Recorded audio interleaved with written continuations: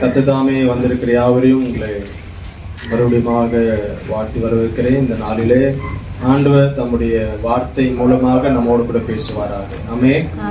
யோசுவா 3ஆம் அதிகாரம் 7ஆம் வசனத்தை நம்ம வாசிப்போம். கர்த்தர் யோசுவாவை நோக்கி நான் மோசேயோடு இருந்தது போல உன்னோடும் இருக்கிறேன் என்பதை இஸ்ரவேல் எல்லாரும் அறியும்படிக்கு இன்று அவர்கள் கண்களுக்கு முன்பாக உன்னை மேன்மைப்படுத்துவேன். ஆமென். மேன்மைப்படுத்துவேன், உயர்த்துவேன், உன்னை கனப்படுத்துவேன் என்று ஆண்டவர் சொல்றார். ஆமென். அல்லேலூயா. ஆமென். நம்ம கடந்த நாள்ல நம்ம தியானம் பண்ணினோம்.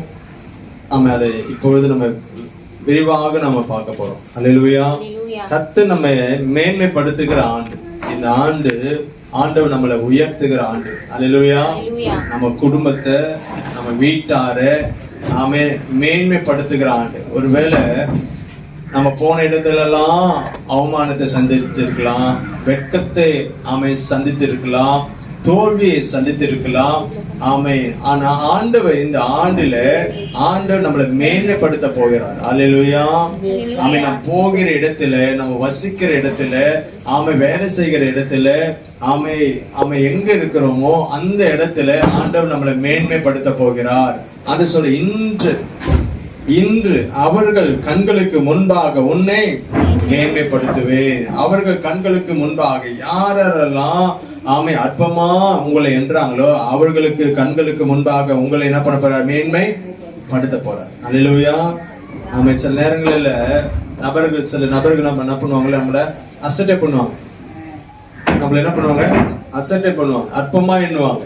அப்படி அசட்டை பண்ணுகிற, அப்படி அற்பமா எண்ணுகிற நம்மள அவர்கள் கண்களுக்கு முன்பதாக ஆண்டவர் பண்ண போறாரா? மேன்மைப்படுத்த போகிறார். அல்லேலூயா. மேன்மை அடைய செய்ய போகிறார். ஆமென். அது எவ்வளவு பெரிய தேவன் பாருங்க. அல்லேலூயா. நம்ம மேன்மைப்படுத்துகிற தேவன். ஆமென். நான் வாசிக்கிறேன். கிதியோன் நியாயாதிபதிகள் புஸ்தகத்தை எடுத்துக்கொள்வோம். நியாயாதிபதிகள் புஸ்தகத்துல அங்க கிதியோனு குறித்து அங்க சொல்லப்பட்டிருக்கு.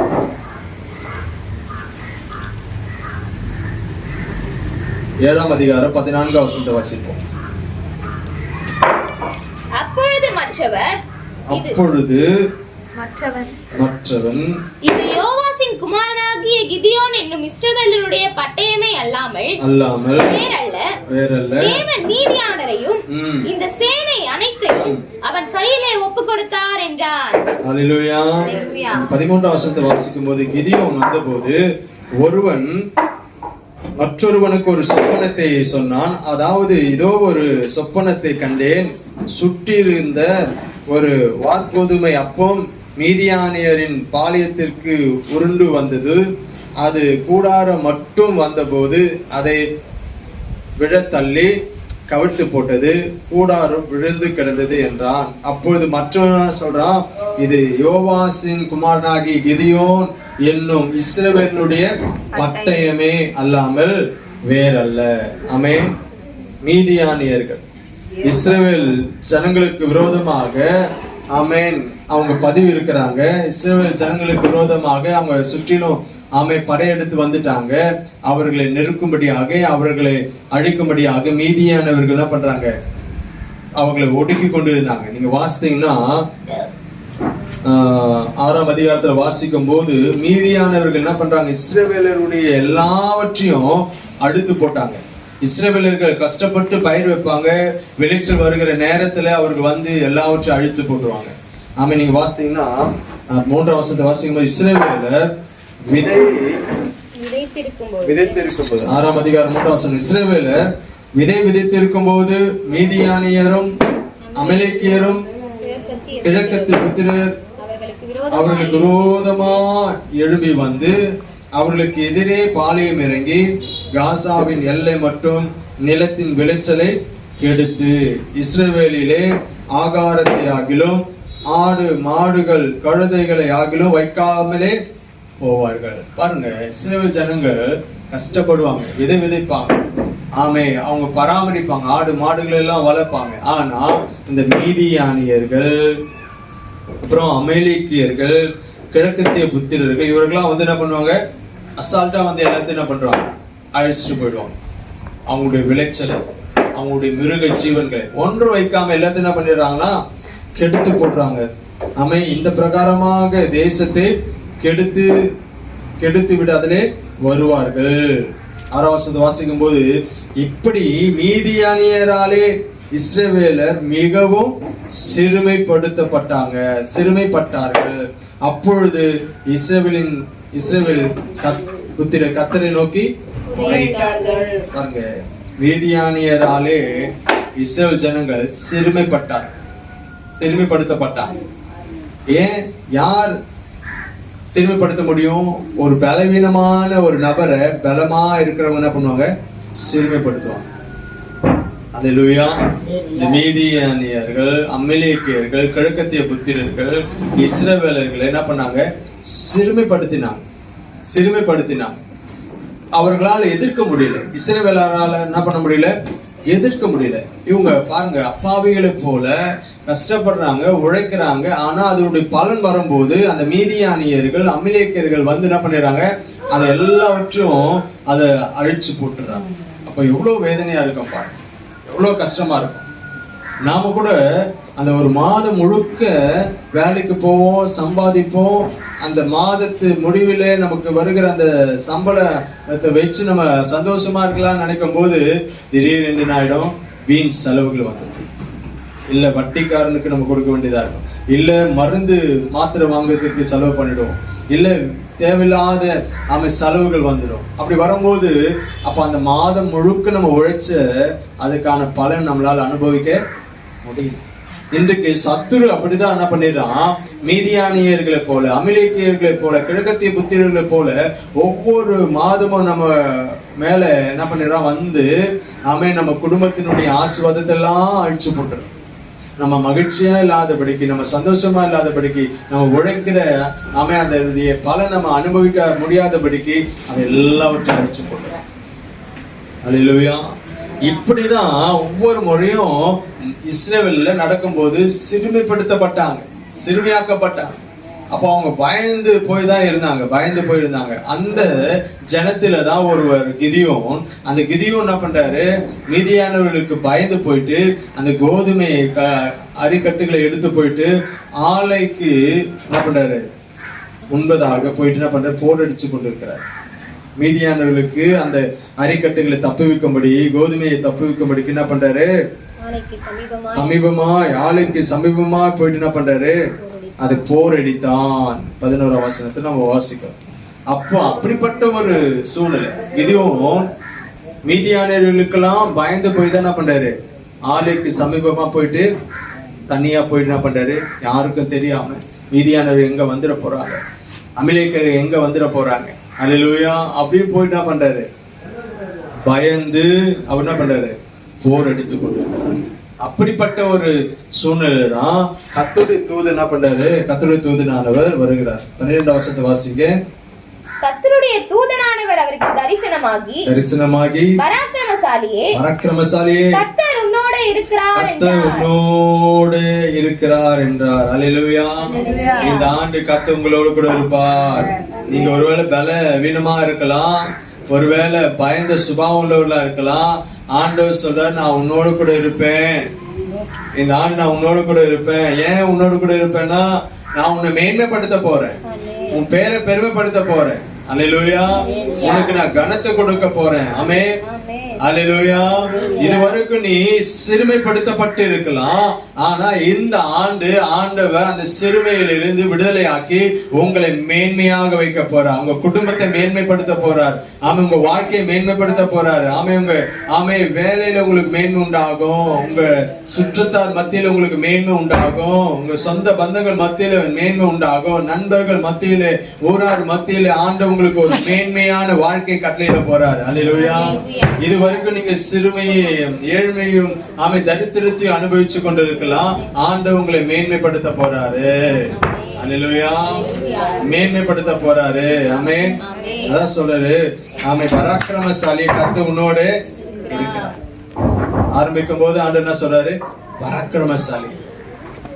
பராக்கிரமசாலியா இருந்தா அந்த மீதியானவர்களை மேற்கொண்டு இருக்கலாமே.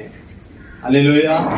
ஆனா ஆண்டவர் பாருங்க, நீங்க நினைக்கலாம் எனக்கு எந்த ஒரு டேலண்டும் இல்லை, எந்த ஒரு திறமையும் இல்லை, என் வாழ்க்கையை நடத்துவதற்கு என் குடும்பத்தை நடத்துவதற்கு எந்த ஒரு பலனும் இல்லை அப்படின்னு நினைக்கலாம். ஆனா ஆண்டவர் உங்களுக்கு அதுக்கான பலனை தர போறார், அதுக்கான சத்துவத்தை தர போறார், அதுக்கான டேலண்ட தர போறார். அல்லேலூயா.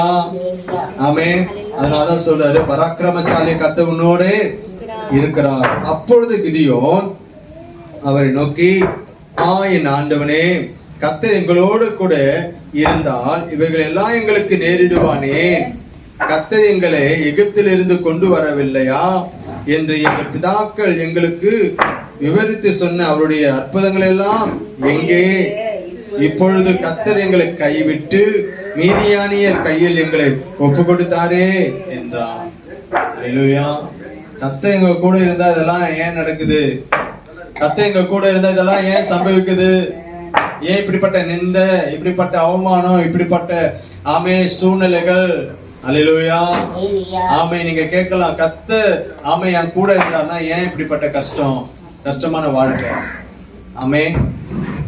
போன ஆண்டு ஏன் எனக்கு இப்படிப்பட்டதான நெருக்கம், ஏன் இப்படிப்பட்டதான அவமானம், ஏன் இப்படிப்பட்டதான கண்ணீர், ஏன் இப்படிப்பட்டதான கவலை? அல்லேலூயா. கர்த்தர் என் கூட இருந்தார்னா ஏன் இதெல்லாம் நடந்திருக்கும்? ஆனா ஆண்டவர் சொல்றாரு, ஆமென்.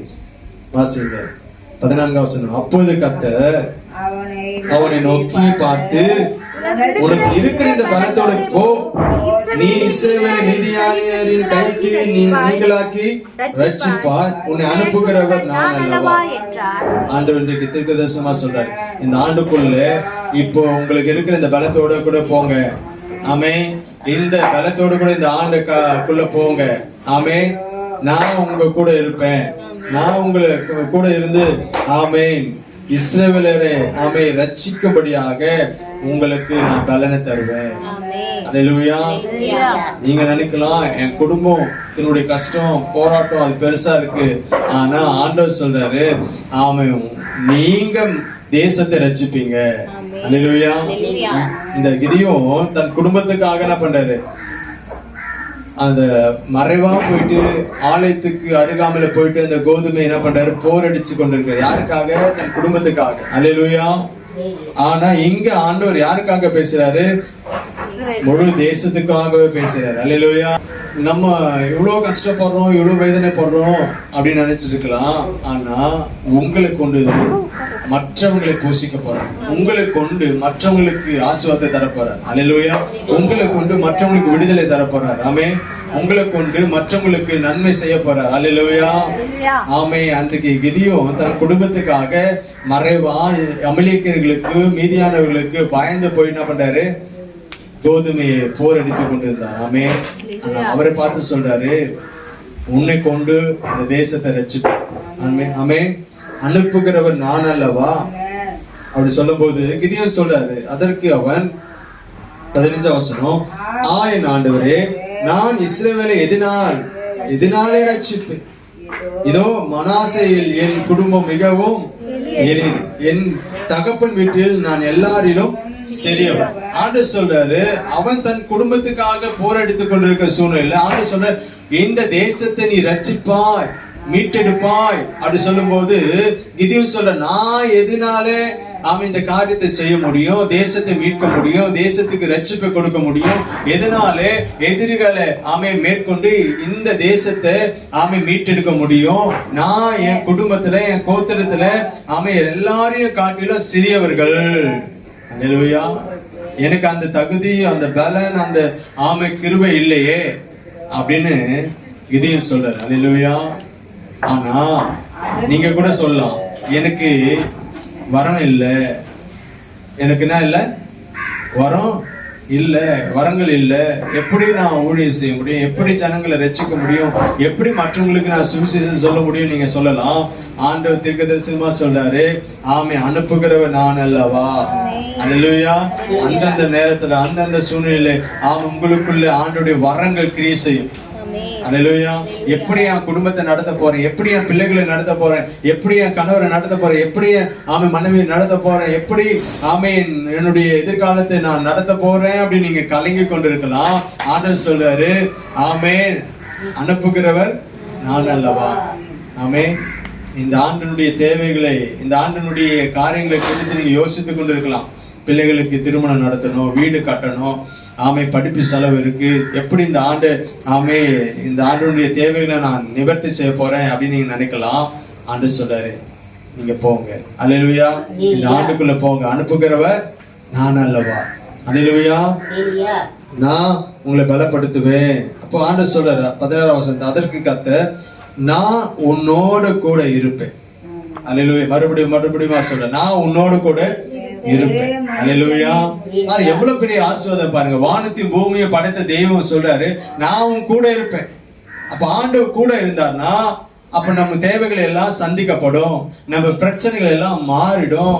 ஆமென். நமக்கு வர இருந்த எல்லா நிந்தைகள், எல்லா அவமானங்கள் மாறிடும், துக்கங்கள் மாறிடும், கவலைகள் மாறிடும். அல்லேலூயா. கர்த்தர் நம்ம கூட இருப்பார். ஆமென். அவர் சொல்ற, நான் உன்னோடு கூட இருப்பேன். ஒரே மனுஷனை முறியடிப்பது போல நீ மீதியானியரை முறியடிப்பாய். அல்லேலூயா. நீ மீதியானியர் என்ன பண்ணுவ? எப்படி ஒரே மனுஷனை முறியடிப்பது போல உனக்கு அந்த பெரிய சேனையா தோணலாம். ஆனா அந்த பெரிய சேனையை நீ எப்படி முறியடிப்பாய்? ஒரே மனுஷனை முறியடிப்பது போல. அல்லேலூயா. உன் தேவைகள், உன்னுடைய பிரச்சனைகள் அது பெருசா இருக்கலாம், ஆனா அதை உன் கையில ஆண்டவர் கொடுப்பாரு. அதை நீ மேற்கொள்வாய். ஆமென். அல்லேலூயா. அப்ப பாருங்க, அப்படிப்பட்ட ஒரு காரியத்தை உங்க வாழ்க்கையில செய்ய போறார். அல்லேலூயா. இந்த அதிகாரத்துல நீங்க வாசித்தீங்கன்னா ஆண்டவர் ஒரு காரியத்தை செய்ய சொல்றார். அந்த பாகாலுடைய காரியங்கள் எல்லாம் வெட்டி போடுன்னு சொல்றாரு. 25 வசனம் வாசிங்க. அன்று ராத்திரியிலே கர்த்தர் அவனை நோக்கி உன் தகப்பனுக்கு இருக்கிற காளைகளில் 7 வயதான 2ஆம் காளையை கொண்டு போய் உன் தகப்பனுக்கு இருக்கிற பாகாலின் பலிபீடத்தை தகர்த்து அதன் அருகே இருக்கிற தோப்பை வெட்டி போடு. பாருங்க, பாகால் விக்கிரகங்களை வைத்து அதுக்கு முன்பதாக பலி செலுத்தினாங்க. அதுக்குன்னு ஒரு தோப்பு இருந்தது, விக்கிரக தோப்பு. அந்த தோப்புல தான் விக்கிரகங்களுக்கு ஆராதனை செய்வாங்க. அல்லேலூயா. அப்போ அதெல்லாம் வெட்டி போடு அப்படின்னு சொல்லும் போது இந்த கிதியோன் என்ன பண்றாரு? போயிட்டு பகல்ல அதை செய்யாம ராத்திரில செய்யறாரு. 27 வருஷத்துக்கு வாசிங்க. அப்பொழுது கிதியோன் தன் வேலையாட்களில் 10 பேரை சேர்த்து கர்த்தர் தனக்கு சொன்னபடியே செய்தான். அவன் தன் தகப்பன் குடும்பத்தாருக்கு அந்த ஊர் மனுஷருக்கும் பயப்பட்டபடியினாலே அதை பகலிலே செய்யாமல் இரவிலே செய்தான். பாருங்க, ஆண்டவர் சொல்றாரு, நீ ஒரே மனுஷன் முறியடிப்பது போல கிதியோனை மீதியானவர்கள் என்ன பண்ணுவ? முறியடிப்ப. நான் உன் கூட இருக்கிறேன்னு சொன்னாரு. ஆனாலும் அவருக்குள்ள என்ன இருக்கு? பயம். என்னதான் ஆண்டோட வாக்குத்தத்தங்கள் வார்த்தை சொன்னாலும் நம்ம உள்ளத்துக்குள்ள அடி மனசுல என்ன இருக்கு? கொஞ்சம் பயம் தான் இருக்கு. அல்லேலூயா. பாருங்க, ஆண்டவர் சொல்ல, நீ போயிட்டு அந்த பாகாலுடைய பலிப்பிடங்களை தகர்த்து போடு, விக்கிரக தோப்பெல்லாம் என்ன பண்ணி வெட்டி போடு சொல்லும் போது அவன் தன் தகப்பன் குடும்பத்துக்கும் அங்க ஊராருக்கும் பயந்ததுனால அதை பகலில செய்யாமல் இரவில செய்ய. அல்லேலூயா. அப்படி பயந்திருந்த கிதியோனை கொண்டுதான் இஸ்ரவேலருக்கு ரட்சிப்பை ஆண்டவர் கொடுத்தார். அல்லேலூயா. ரட்சிப்பு என்ன பண்ண ஆண்டவர் கொடுத்தார். ஆமென். அதுதான் நம்ம வாசிக்கிறோம். அந்த எதிரிகளே சொல்றாங்க, இது கர்த்தருடைய பட்டயமாகிய கிதியோனின் பட்டயம். அல்லேலூயா. 14ஆம் வசனத்தை வாசிக்கிறோம். கிதியோன் என்னும் இஸ்ரவேலினுடைய பட்டயமே அல்லாமல் வேறல்ல. 18ஆம் வசனத்தை வாசிக்கும் போது கர்த்தருடைய பட்டயம் கிதியோனுடைய பட்டயம் என்பீர்களாக. அல்லேலூயா. ஆமென். கர்த்தருடைய பட்டயம் கிதியோனுடைய பட்டயம். இப்போ இங்க கிதியோனுடைய பெருமைப்படுதா இல்லையா? அல்லேலூயா. அங்கே எதிரிகளே சொல்றாங்க, இது கிதியோன் என்னும் இஸ்ரவேலினுடைய பட்டயம். ஆமென். அல்லேலூயா. பாருங்க எப்படி ஆண்டவர் பேசுறாரு பாருங்க, எப்படி சொல்றாரு பாருங்க. ஆமென். 37ஆம் வசனத்தை வாசிக்கலாம். 8ஆம் அதிகாரம் 37.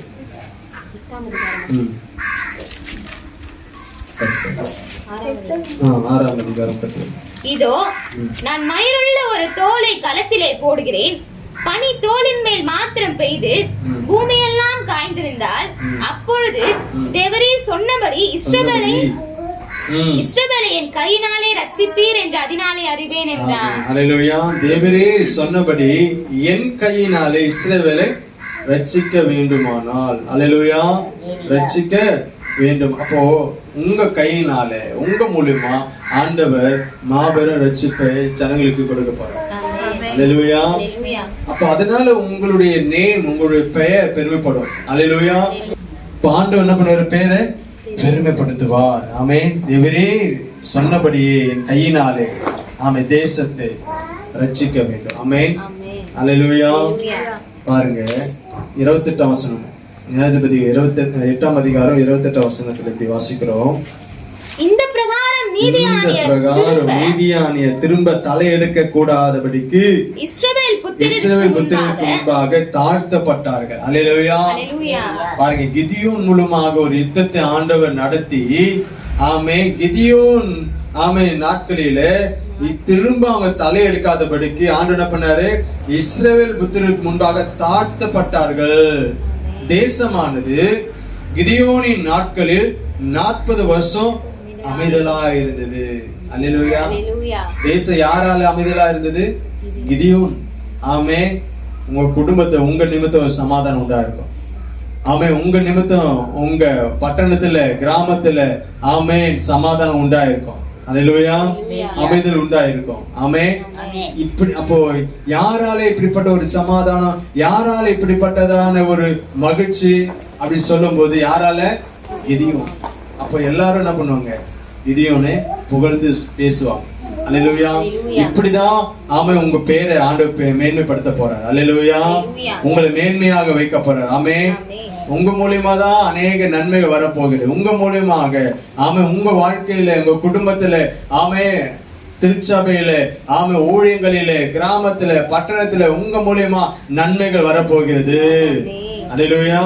எல்லாம் சொல்லுவாங்க, இவங்களாலதான் இந்த ஆசீர்வாதம், இவங்களாலதான் இங்க நன்மை, இவங்களாலதான் இந்த மேன்மை. அல்லேலூயா.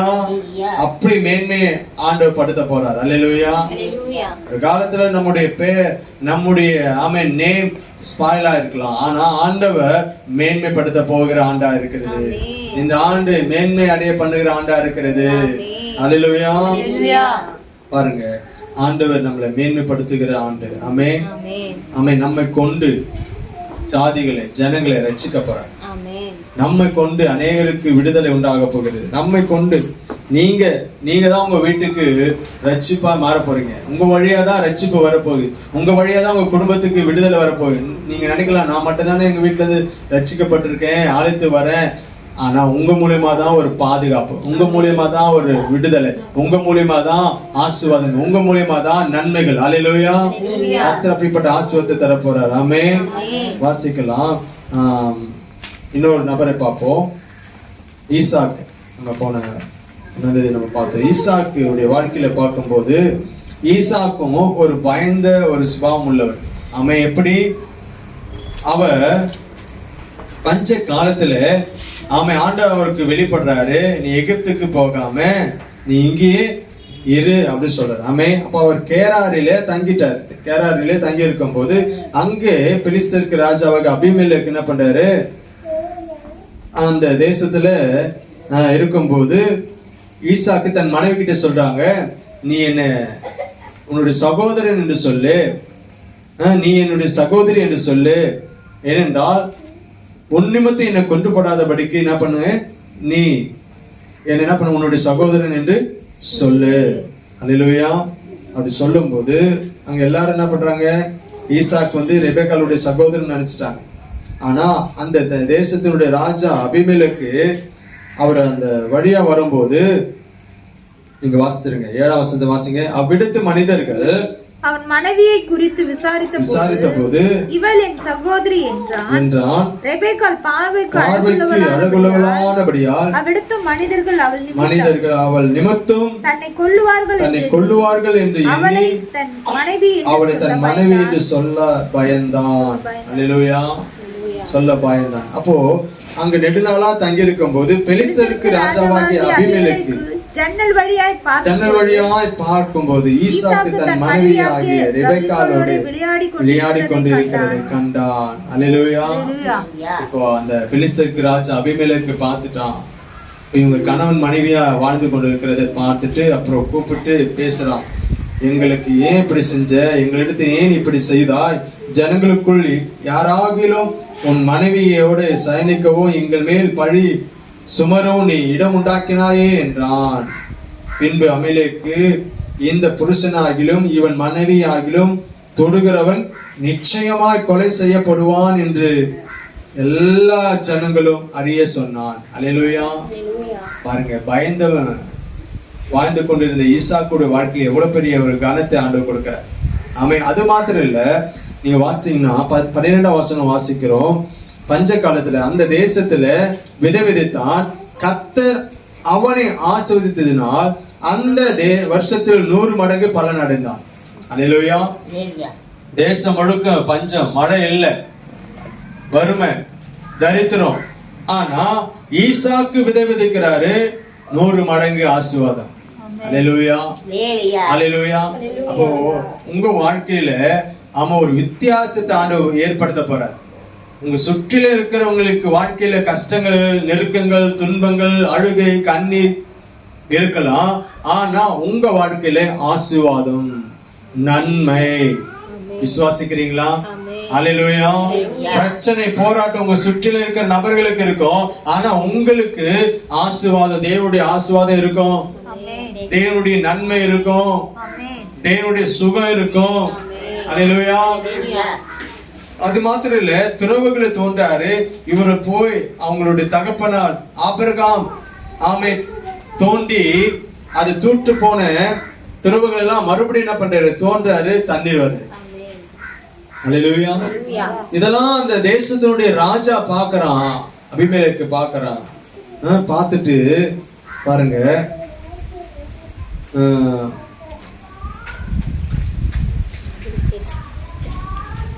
16ஆம் வசனத்தை வாசிங்க. அபிமெலேக்கு ஈசாக்கை நோக்கி, நீ எங்களை விட்டு போய்விடு, எங்களை பார்க்கல மிகவும் பலத்தவனானா என்றான். அல்லேலூயா. அந்த ராஜாவை என்ன பண்ணிட்டான், நீ எங்களை விட்டு போயிடு, என்ன காட்டிலும் எங்களை காட்டிலும் நீ என்ன பண்ணிட்டு இருக்க, பெருகி கொண்டே இருக்கிற. அவ்வளவு ஆசீர்வாதம், அவ்வளவு நன்மை. அல்லேலூயா. ஆமென்.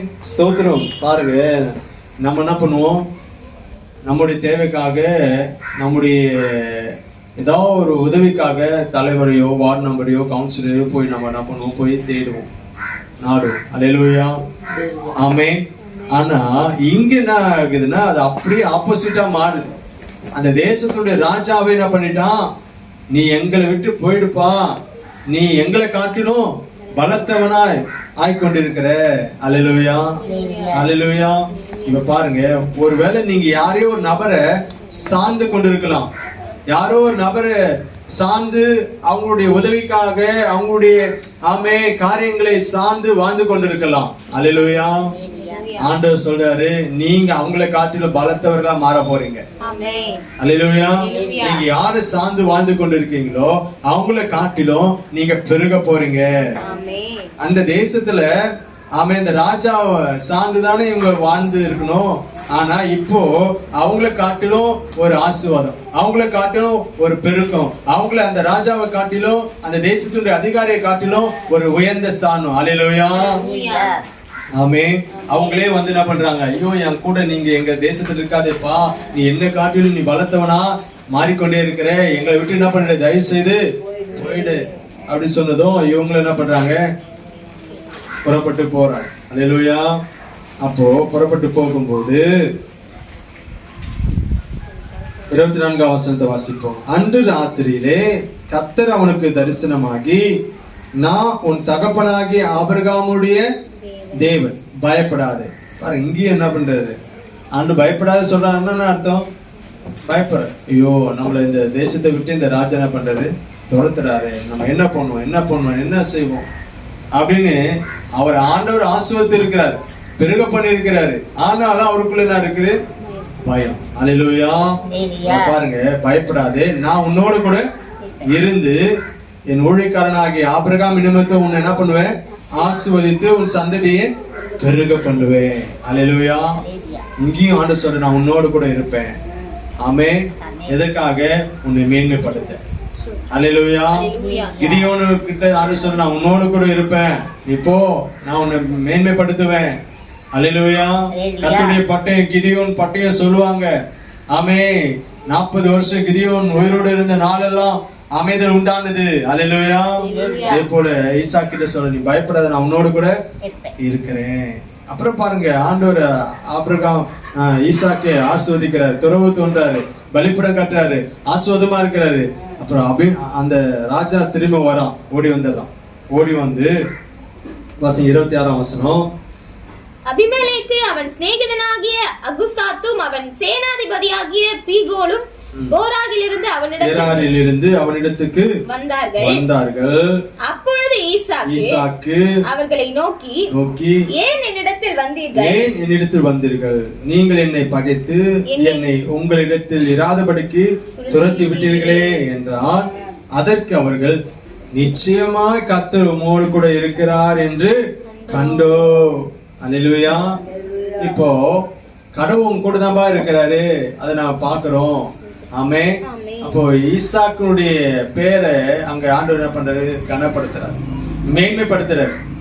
ஈசாக்கோடு கூட தான் கர்த்தர் இருக்கிறார் என்பதை யார் யார் பாக்குறாங்க? அந்த ராஜா பாக்குறாங்க, அப்புறம் அந்த ராஜாவுடைய நண்பன் பாக்குறான், அந்த சேனாதிபதியை பாக்குறான். அல்லேலூயா. இவங்கெல்லாம் வந்துட்டாங்க.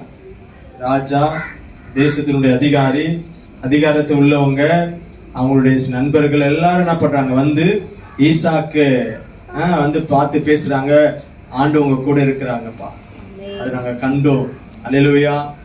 அப்போ மற்றவங்க சொல்ல போறாங்க, உங்க வாழ்க்கையில உங்க கூட கர்த்தர் இருக்கிறாருப்பா, உங்க கூட யார் இருக்கிறாரு? கடவுள் இருக்கிறாரு, உங்க கூட கர்த்தர் இருக்கிறாரு, அப்படி சொல்ல போறாங்க. அல்லேலூயா. ஏசாயா 60 வாசிக்கிறோம்ல, வெளிச்சத்திற்கு ராஜாக்கள் என்ன பண்ணுவாங்களா? நடந்து வருவாங்க. இங்கு ஈசாக்கு இடத்துல அந்த ராஜாக்கள் வராங்க, அந்த சேனை அதிபதியே வரான், ராஜாவுடைய நண்பன் வரான். அல்லேலூயா. வந்து சொல்றாங்க, உங்க கூட கடவுள் இருக்கிறாருப்பா. அல்லேலூயா. எந்த அளவுக்கு ஈசாக்கு ஆண்டவர் மேன்மைப்படுத்தினார் பாருங்க. மற்றவங்க சொல்ல போறாங்க உங்களை பார்த்து, ஆமென், உங்க கூட கடவுள் இருக்கிறாரு, நிச்சயமா நாங்க கண்டோம். எவ்வளவு அழகா சொல்றோம், நிச்சயமா கர்த்தர் உம்மோடு கூட இருக்கிறார் என்று கண்டோம். அல்லேலூயா. எப்படி மேன்மைப்படுத்துறார் பாருங்க. ஆமென். அல்லேலூயா. அதே போலதான் ஆண்டவர் உங்களை மேன்மைப்படுத்த போறார். உங்க கூட இருந்து உங்களை ஆசீர்வதித்து உங்களை மேன்மைப்படுத்த போறார். ஆமென். கிதியோனுடைய வாழ்க்கையில ஆண்டவர் கூட இருந்து மற்றவங்களுக்கு ரட்சிப்பை, மற்றவங்களுக்கு விடுதலை, தேசத்துக்கு ரட்சிப்பை, விடுதலை கொடுத்து கிதியோனை ஆண்டவர் மேன்மைப்படுத்தினது போல உங்களோடு கூட இருந்து மற்றவங்களுக்கு ரட்சிப்பையும் விடுதலையும் உங்க மூலமா ஆண்டவர் கொடுத்து உங்களை மேன்மைப்படுத்த போறாரு. ஈசாக்கோடு கூட இருந்து உங்களை ஆசீர்வதித்து பெருக பண்ணி மற்றவங்க வந்து சொல்ல போறாங்க, நிச்சயமா கர்த்தர் உம்மோடு கூட இருக்கிறார் என்று கண்டோம் என்று சொல்லி. ஆமென். அந்த அளவுக்கு ஆண்டவர் ஈசாக்கை மேன்மைப்படுத்தினது போல உங்க வாழ்க்கையில ஆண்டவர் செய்ய போறாரு. அல்லேலூயா. அவர் நம்மளை மேன்மைப்படுத்துவார்.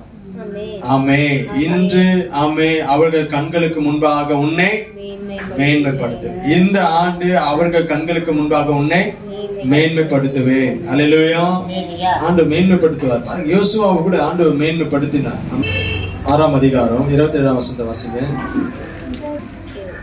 இவ்விதமாய் கர்த்தர் யோசுவாவோடு இருந்தார், அவன் கீர்த்தி தேசமெங்கும் பரவிற்று. பாருங்க, அவனுடைய கீர்த்தி தேசமெங்கும் பரவிற்று.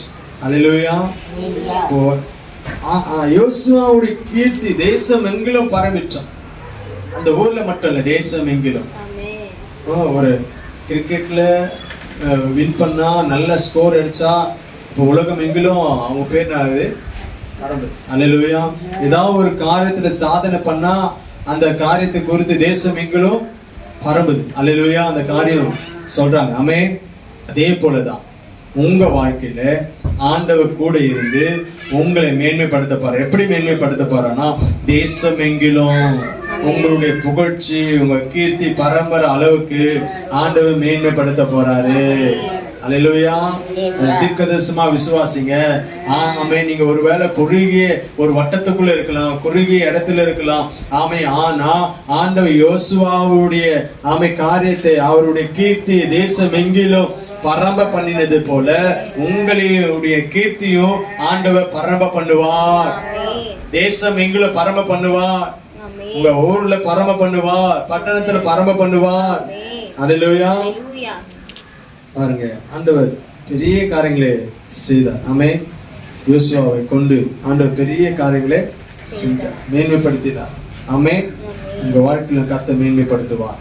ஆமென். அப்ப நம்ம என்ன செய்யணும்? 2 காரியத்தை மட்டும் சொல்றேன். நம்ம என்ன செய்யணும்? ஆண்டவர் நம்மளை மேன்மைப்படுத்தணும்னா நம்ம என்ன செய்ய வேண்டும்? யோசுவா 3ஆம் அதிகாரம் எடுத்துக்கிறோம், 3ஆம் வசனம். ஆண்டவர் நம்மளை மேன்மைப்படுத்தணும்னா நம்ம என்ன செய்யணும்? ஜனங்களை நோக்கி, நீங்கள் உங்கள் தேவனாகிய கர்த்தருடைய உடன்படிக்கை பெட்டியையும் அதை சுமக்கிற லேவியனாகிய ஆசாரியரையும் கண்டவுடனே நீங்களும் உங்களிடத்தை விட்டு பிரயாணப்பட்டு அதற்கு பின் செல்லுங்கள். அல்லேலூயா. அல்லேலூயா.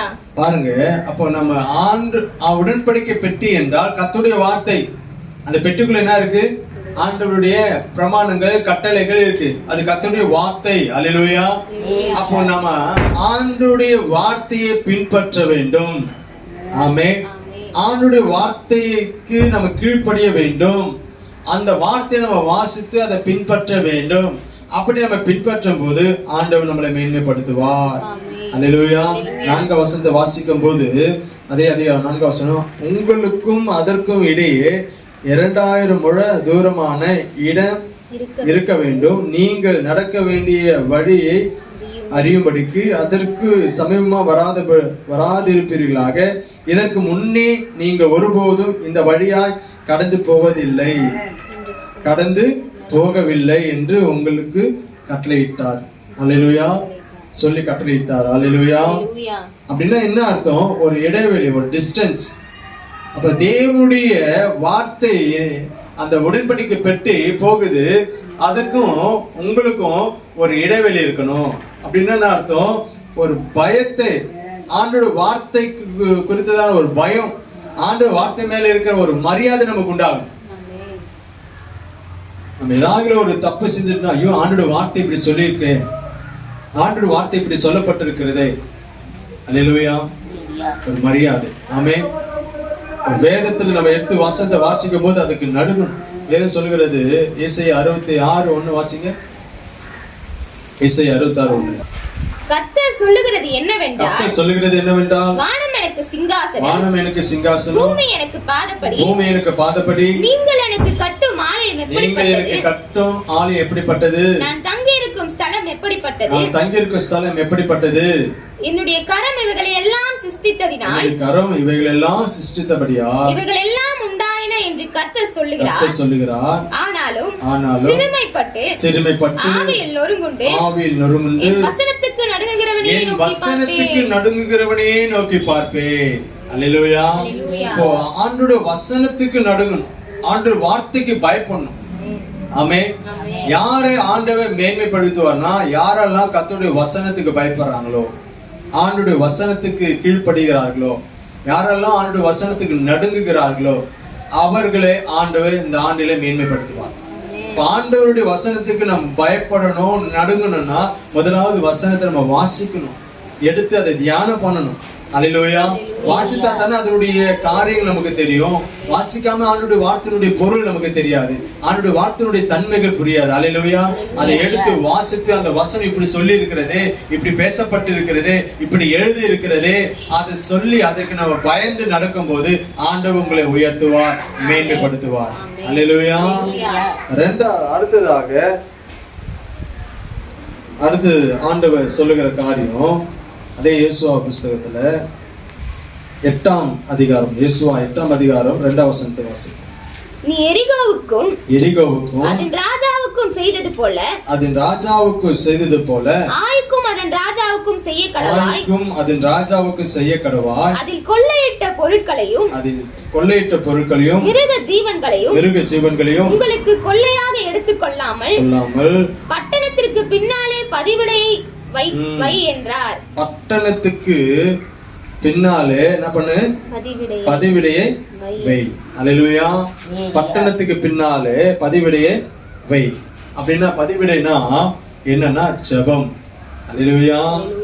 நீ சுதந்தரிக்க போற ஒரு நன்மை, ஆசீர்வாதம் ஒரு பட்டணமா இருக்கலாம். ஆமே.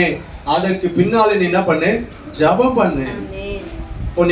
நீங்க ஒரு காரியத்தை, நீங்க உங்களுக்கு ஒரு நன்மையான ஒரு ஆசீர்வாதமான காரியத்தை நீங்க வாங்கணும், அதை பெற்றுக்கொள்ளணும், அது சுதந்தரிக்கணும்னா அதுக்கு முன்பாக நீ என்ன பண்ணு, ஜெபம் பண்ணு.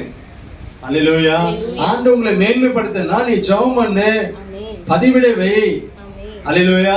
நீ ஜெபம் பண்ணாம இருந்தா ஆண்டவர் நம்மளை என்ன பண்ண மாட்டார், மேன்மையாக வைக்க மாட்டார்.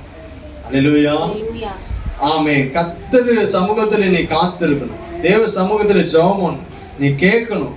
ஆண்டு பாதத்தில் அமர்ந்து கேட்கணும். ஆண்டு சமூகத்தில் உட்கார்ந்து ஆமே எந்த காரியத்தை நீ எதிர்பார்க்கிறியோ அந்த காரியத்துக்காக நீ என்ன பண்ணு, ஜெபம் பண்ணு, பதிவிடை வை. ஆண்டவர் உங்களை எந்த காரியத்துல மேன்மையா வைக்கணும் அந்த காரியத்துக்காக நீ ஜெபம் பண்ணு. வேலையில் ஆண்டவர் உங்களை மேன்மையா வைக்கணுமா அந்த காரியத்துக்காக ஜெபம் பண்ணு. உங்க குடும்பத்துல உங்களை மேன்மையா வைக்கணுமா அந்த காரியத்துக்காக ஜெபம் பண்ணு. உங்க சொந்த பந்தங்கள் மத்தியில உங்களை ஆண்டவர் மேன்மையா வைக்கணுமா அதுக்காக ஜெபம் பண்ணு. உங்க நிந்தை மாறுவதற்கு ஜெபம் பண்ணு. இதுக்கு முன்னாடி பாத்தீங்கன்னா ஆயில ஆமை தோற்று போயிட்டு வந்தாங்க. கொஞ்சம் ஜனம் தான் ஆயி மக்கள். ஆனா அந்த இடத்துல இஸ்ரவேல் ராணுவம் என்ன பண்ணிடுச்சு, தோற்று போய் அவமானப்பட்டு ஆமை வந்தாங்க. அல்லேலூயா. இந்த முறை ஆண்டு சொல்றாரு, அந்த பட்டணத்துக்கு பின்பாக என்ன பண்ணு, பதிவிடவே. ஒருவேளை 2025 நீங்க முயற்சி பண்ணி ஆமை நீங்க அவமானப்பட்டிருக்கலாம், வெட்கப்பட்டிருக்கலாம். இன்றைக்கு ஆண்டவர் உங்களுக்கு சொல்லுகிறாரு, ஆமை நீ இந்த ஆண்டில மேன்மை அடைய வேண்டும் என்றால் பதிவிடவே, ஜெபம் பண்ணு. ஆண்டு சமூகத்துல நீ ஜெபங்களை ஏறிடு. ஆண்டு சமூகத்துல ஜெப தூபத்தை ஏறிடு. ஆமே. உன் வீட்டில ஜெப தூபம் ஏறட்டும். ஆமே. தேவ சமூகத்துல உங்க வீட்டில இருந்து ஜெப தூபம் மேல எழும்பட்டும். ஆமே. நீ இருக்கிற இடத்துல ஜெபம் தூபம் மேல எழும்பட்டும். நீ எங்க இருக்கிற அங்க ஜெபம் பண்ணு, ஜெபம் பண்ணு. நீ ஜெபம் பண்ணா ஆண்டவர் அந்த ஜெபத்தை கேட்பாரு. நீ ஜெபித்தா அந்த ஜெபத்துக்கு பதில் தருவாரு. அல்லேலூயா. உன்னை அந்த காரியத்துல மேன்மைப்படுத்துவாரு. ஆமே. 3 வருஷம் மழை இல்ல, எலியா ஜெபம் பண்றாரு, மழை வருது. அல்லேலூயா. நடக்காத காரியங்கள் நடக்குது. அல்லேலூயா. உன் வாழ்க்கையில கூட, உங்க குடும்பத்துல கூட ஆமே நீங்க இதுவரைக்கும் எதிர்பார்த்திராத, ஆமே நீங்க எதிர்பார்த்தும் நடக்காத காரியங்கள் ஆமே நீங்க ஜெபம் பண்ணும் போது நடக்கும். அல்லேலூயா. நீங்க ஜெபிக்கும் போது நடக்கும். முதலாவது வேதத்துக்கு நம்ம பயப்படணும், ஆண்டு வார்த்தைக்கு நடுங்கணும். 2வது ஜெபம் பண்ணணும். அல்லேலூயா. இந்த 2 காரியத்தை செஞ்சீங்கன்னா இந்த ஆண்டில ஆண்டு உங்களை மேன்மையாக வைப்பார். அல்லேலூயா. ஜெபம் பண்ணுவோமா? கர்த்தர் சொல்றார், இன்று அவர்களுக்கு முன்பதாக ஆமே உன்னை மேன்மைப்படுத்துவேன், நான் உன்னை மேன்மைப்படுத்துவேன், உன்னை மேன்மைப்படுத்துவேன். கர்த்தர் சொல்ற, நான் உன்னை மேன்மைப்படுத்துவேன். ஆமே. மேன்மைப்படுத்துகிற ஆண்டாக இருக்கும். ஆமே. மேன்மைப்படுத்துகிற ஆண்டா இருக்கும். ஆமே. கிதியோனை ஆண்டவர் மேன்மைப்படுத்தினார். ஈசாக்கு ஆண்டவர் மேன்மைப்படுத்தினார். யோசுவாவை ஆண்டவர் மேன்மைப்படுத்தினார். ஆமே. யோசுவாவுடைய கீர்த்தி தேசம் எங்கிலும் பரம்பினது. ஆமே. உங்களுடைய கீர்த்தி பரம்ப போகிற ஆண்டா இருக்கிறது. ஆமே. உங்களுடைய கீர்த்தி தேசம் எங்கிலும் ஆமே பரம்புகிற ஆண்டு. உங்க கீர்த்தி தேசம் எங்கிலும் பரம்புகிற ஆண்டு. ஹல்லேலூயா, ஹல்லேலூயா. ஒப்பு கொடுங்க. ஆண்டவரே, நான் ஆண்டவரே ஸ்தோத்திரம் அப்பா. உங்க வார்த்தைக்கு நான் நடுங்குவேன் ஆண்டவரே. உங்களுடைய வசனத்துக்கு நான் நடுங்குவேன் ஆண்டவரே. உங்களுடைய வார்த்தை நான் வாசிப்பேன், தியானம் பண்ணுவேன் ஆண்டவரே. அப்பா ஸ்தோத்திரம். உங்க ஆமே உடன்படிக்கை பெற்றுக்கு பின்பாக செல்லு என்று சொன்னார் ஆண்டவர். வார்த்தைக்கு பின்பாக நீங்க செல்லுங்க. ஆண்டு வார்த்தைக்கு பின்பாக செல்லுங்க. ஆண்டு வார்த்தையை பிடித்துக் கொள்ளுங்க. ஆண்டு வார்த்தை இரவு பகலும் வாசித்து தியானம் பண்ணுங்க. கர்த்தர் உங்களை மேன்மைப்படுத்துவார். ஆமே. ஒவ்வொரு காரியத்துக்கு பின்பாக ஆமே உங்க ஜெபம் இருக்கணும், ஜெபம் இருக்கணும், ஜெபம் இருக்கணும், ஜெபம் இருக்கணும். ஆமே. ஆமே. பதிவிட வைக்க வேண்டும் என்று ஆண்டவர் சொன்னார். அதே போல ஆமே ஆயுக்கு பின்பாக பதிவிட வைத்த போது அங்கே ஆண்டவர் அவர்களுக்கு கையில ஒப்பு கொடுத்தார். அது ராஜாவை அவர்கள் கையில ஒப்பு கொடுத்தார். அல்லேலூயா. ஆமே. உங்க வாழ்க்கையில கூட ஆமே நீங்க எதெல்லாம் பெற்றுக்கொள்ள வேண்டும் என்று நினைத்து ஆமே நீங்க பெற்றுக்கொள்ளாம இருக்கிறீங்களோ அந்த காரியத்துல ஆமே ஜெபம் பண்ணுங்க, ஜெபம் பண்ணுங்க, ஜெபத்தை ஏறிடுங்க. கர்த்தர் உங்களுக்கு கொடுப்பார், உங்களை மேன்மைப்படுத்துவார், உங்க பேரை பெருமைப்படுத்துவார். அல்லேலூயா. நன்றி ஆண்டவரே. இந்த நாளிலே எங்களோடு கூட பேசி நம்முடைய வார்த்தைகளுக்காக ஸ்தோத்திரம். ஆண்டவரே இந்த ஜனங்களுக்கு முன்பதாக எங்களை மேன்மைப்படுத்துவேன்னு சொல்லி இருக்கிறீங்க. இந்த ஆண்டு அப்படிப்பட்ட மேன்மைகள் உண்டாகட்டும். கிதியோனை, ஈசாக்கை, யோசுவாவை மேன்மைப்படுத்தின தேவன் எங்களையும் மேன்மைப்படுத்துவீராக. எங்களை தாழ்த்து ஒப்புக் கொடுப்போம். இயேசு கிறிஸ்து நாமத்தில் ஜெபிக்க நல்ல பிதாவே. ஆமென்.